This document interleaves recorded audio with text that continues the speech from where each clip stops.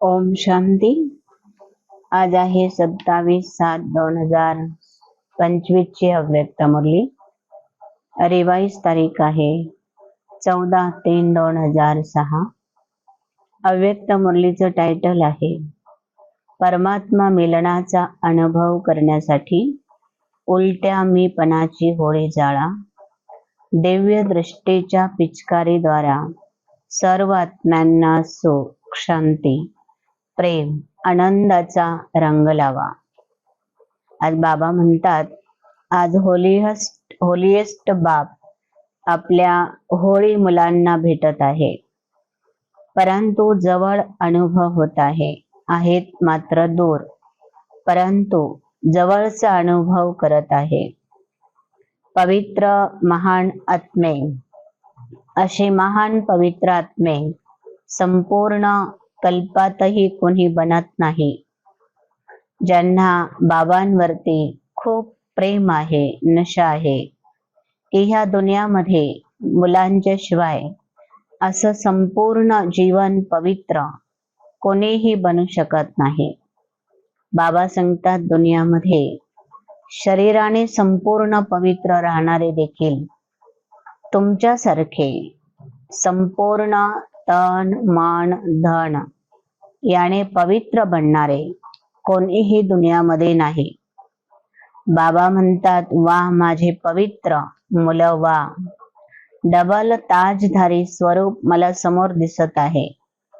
कारण संगमयुगी ब्राह्मण प्रॅक्टिकल जीवन या जीवनामध्ये जगत आहे आणि तीच यादगार भक्ती मार्गामध्ये पूजा अर्चना व्रत उपवास या रूपाने साजरी केली जात आहे।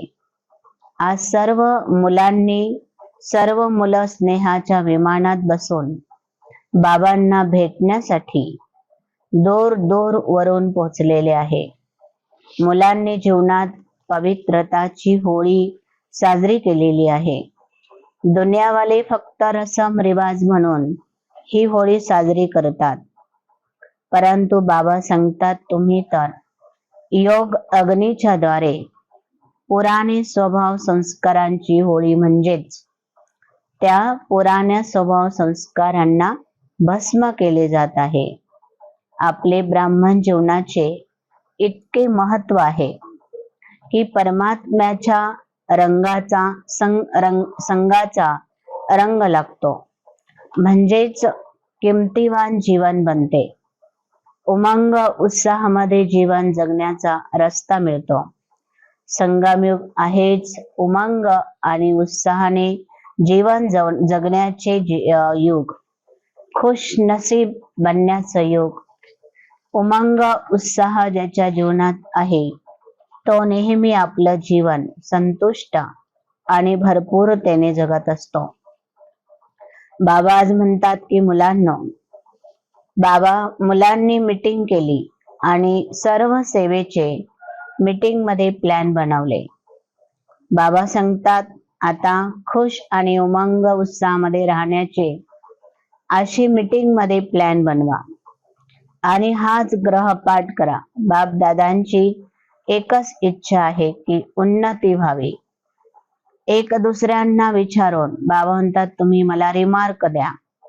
स्वसेवा आणि दुसऱ्यांच्या भाग्याची सेवा, उन्नतीची सेवा हीच आपण केली पाहिजे। स्व उन्नतीमध्येच आपले पण आणि सर्वांचे पण कल्याण आहे।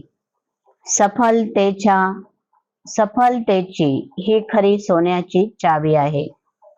चलन, चेहरा, संबंध, संपर्कामध्ये निमित्त भाव, निर्माण भाव, निर्मल वाणी।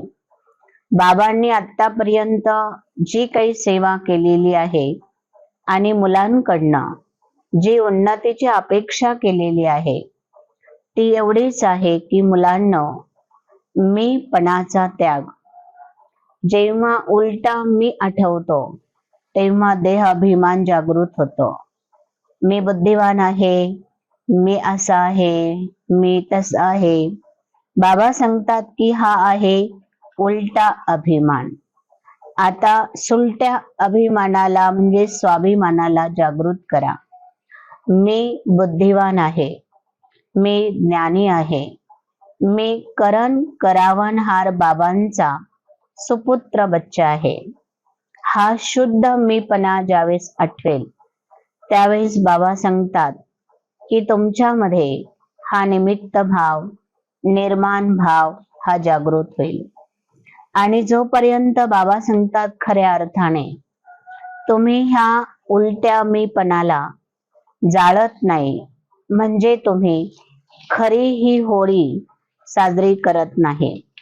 ज्यावेळेस होळी साजरी केली जाते म्हणजे जाळली जाते, त्याच्यानंतर दुसऱ्या दिवशी विविध प्रकारचे रंग उडवले जातात. बाबा आपल्या सर्वांना सांगतात परमात्मा प्रेमाचा, परमात्मा संगाचा हा ज्यावेळेस रंग आपल्यावरती लागतो आणि त्या रंगांमधून विविध रंग उडवले जातात, पसरवले जातात, ते रंग म्हणजे आहे परमात्म्याचा रोजचा संग. त्या संगामधून आलेले म्हणजे अनुभूती केलेले हे गुणांचे रंग. कोणत्याही प्रकारची बाबा सांगतात खिंचाताण नको. बाबांना तणाव शब्द हा कधीही चांगला वाटत नाही.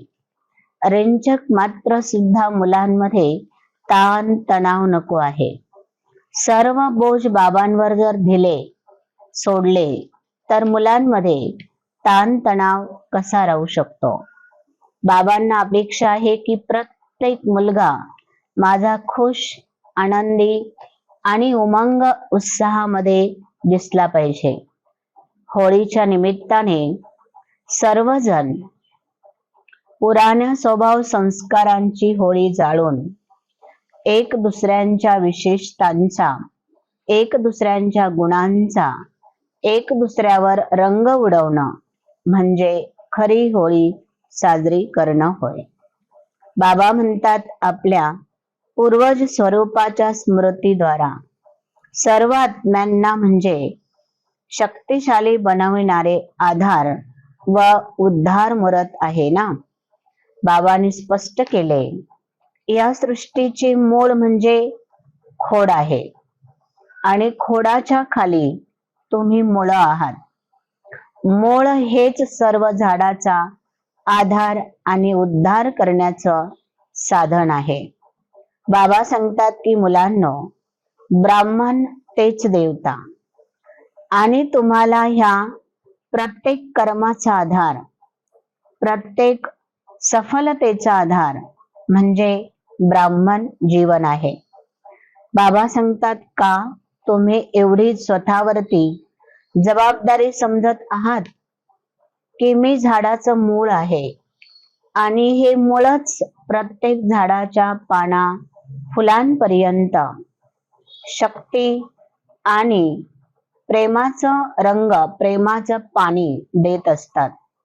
जोपर्यंत शक्तिरूपी प्रकाश आणि प्रेमरूपी पाणी त्याला पोचणार नाही तोपर्यंत त्या झाडामधून मिळणारी सफलता म्हणजे फलप्राप्ती होणार नाही.